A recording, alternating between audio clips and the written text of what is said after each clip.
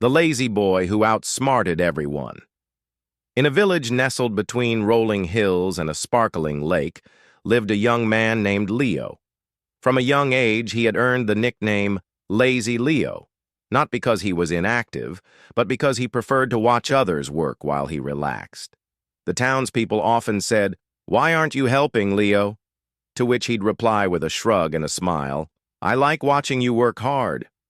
One day, the town council announced a competition. They needed someone to take a message to the neighboring kingdom, a journey of 100 miles. The reward for delivering the message first would be 100 gold coins. Instantly, the parents of strong and swift young men approached their sons, urging them to participate. They envisioned their children winning the race and bringing home the handsome prize. Among them was Leo's mother. She pushed him to join the competition, promising him the coins if he won. But Leo simply replied, "I don't want to." His mother, exasperated by his laziness, threatened to take away his console, his skateboard, and even his bed if he didn't try to win the 100 gold coins. But Leo remained unmoved, stating, "You can take everything from me, but I still won't go." And that's exactly what she did.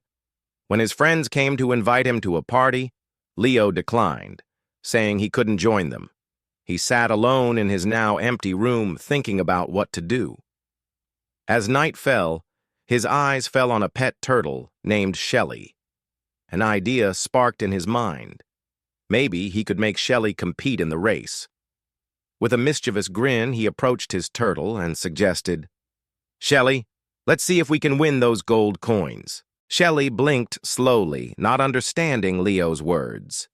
Leo laughed and said, "No worries. I understand you don't speak human yet.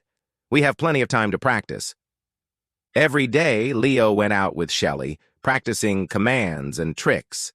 Shelly learned to move faster than usual, responding well to Leo's training, yet they were still far from being competitive.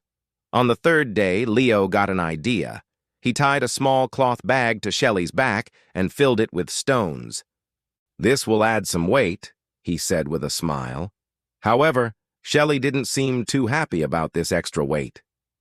On the day of the competition, all the young men were lined up with their swift horses, ready to dash off. Leo stood out, holding a leash attached to a turtle. The audience burst into laughter seeing a boy with a turtle in a race full of strong competitors. Even Leo's mom was disappointed, wondering why he hadn't taken the opportunity to win the coins seriously. Only Leo had a confident smile on his face. As the starting horn sounded, all the young men spurred their horses into action, kicking up dust as they raced toward the kingdom. Leo calmly started walking forward with Shelly. People passing by shook their heads at the sight, believing that the boy and his turtle were just out for a stroll. Meanwhile, the competitors were already halfway there, confident they'd soon be returning with the prize money. One young man, confident in his horse's speed, decided to take a break. He sat on a nearby stone to wait for the others, enjoying the view. Suddenly, he noticed a commotion in the distance.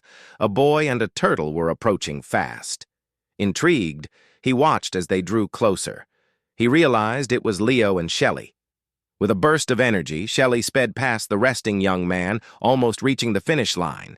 At the sight of a turtle crossing the finish line first, everyone was stunned into silence.